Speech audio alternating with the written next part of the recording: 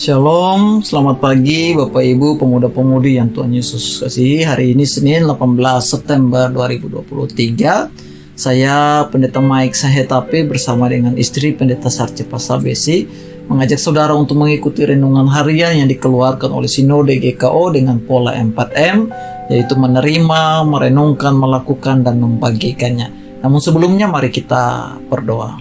Allah Bapa, Putra, dan Roh Kudus, kami bersyukur buat hari baru yang Tuhan beri bagi kami untuk kami jalani. Dan untuk menjalani hari ini kami hendak mau dipandu oleh firman Tuhan, sehingga hidup kami berjalan sesuai dengan kehendak Tuhan. Roh Kudus, urapi hati pikiran kami untuk mengerti kehendak-Mu.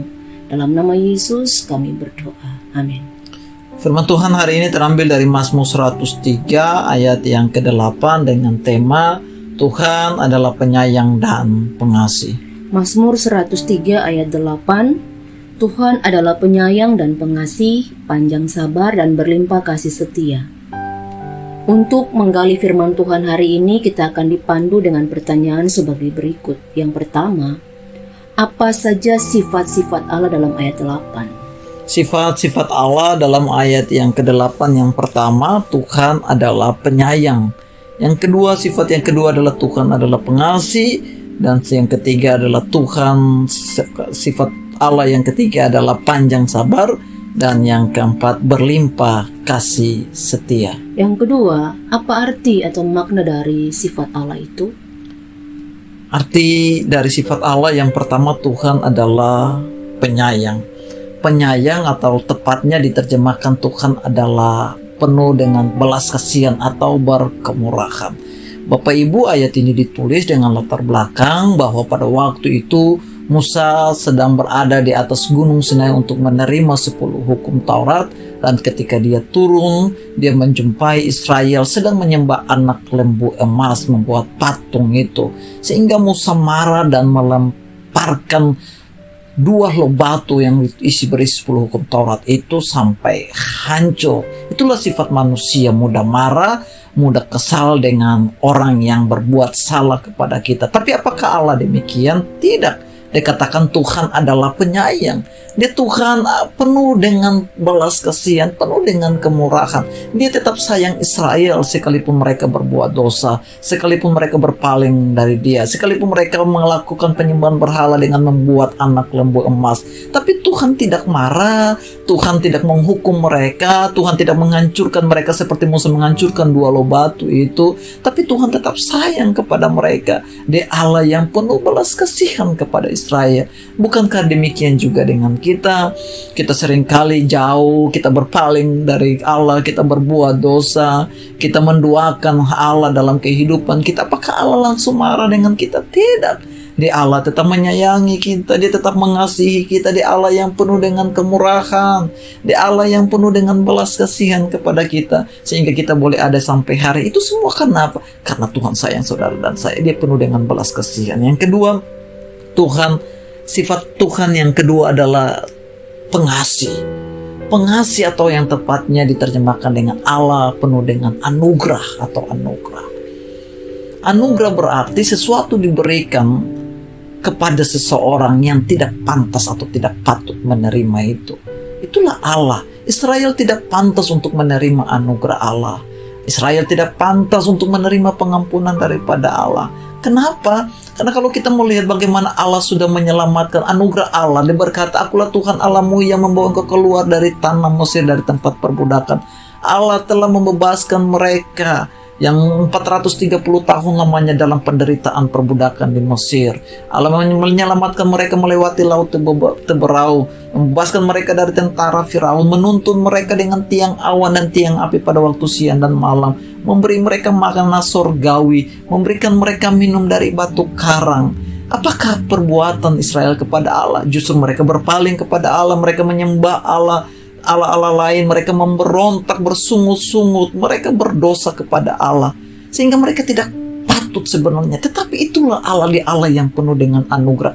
Dia tetap memberikan kelimpahan anugerah, Dia tetap mengasihi mereka. Ia tidak menghukum mereka secara langsung, tapi Ia tetap memberikan kesempatan berkali-kali kepada mereka.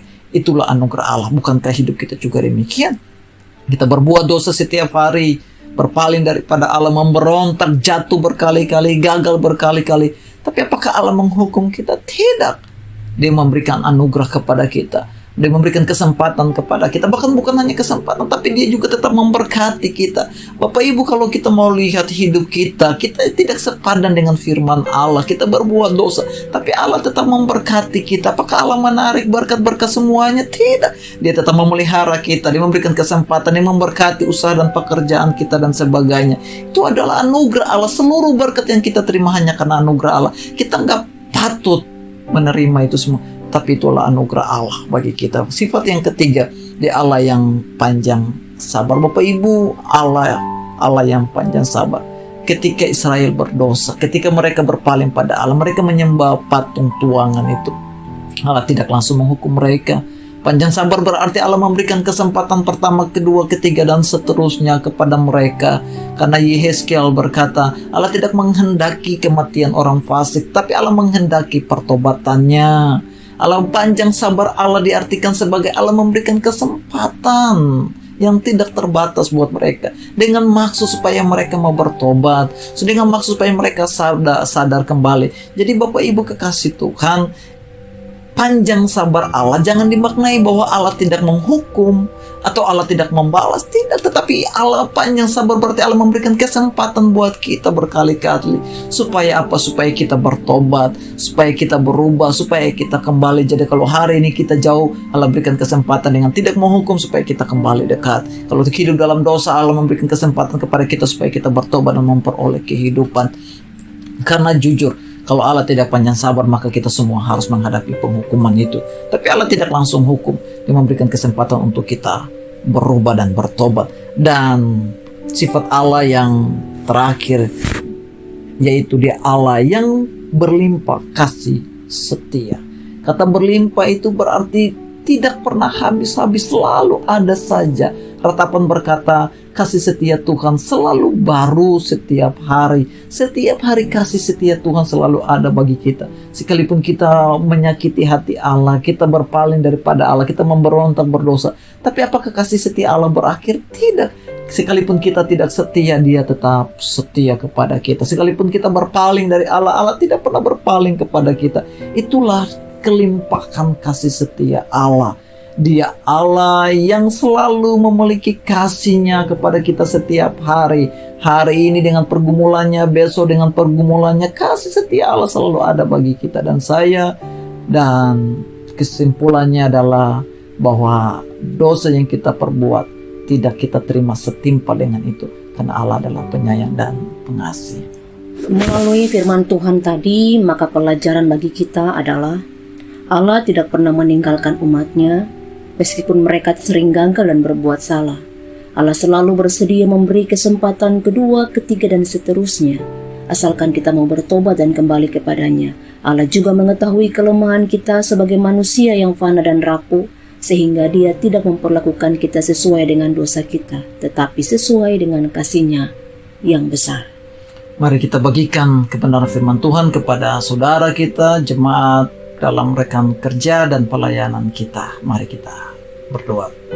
Kami bersyukur buat kasih setia Tuhan yang tidak pernah berkesudahan dalam hidup kami. Engkau Allah yang penyayang dan penuh belas kasihan, yang selalu memberikan kesempatan untuk kami berubah dan bertumbuh kembali. Tuhan memberkati seluruh jemaat-Mu yang mendengarkan firman Allah.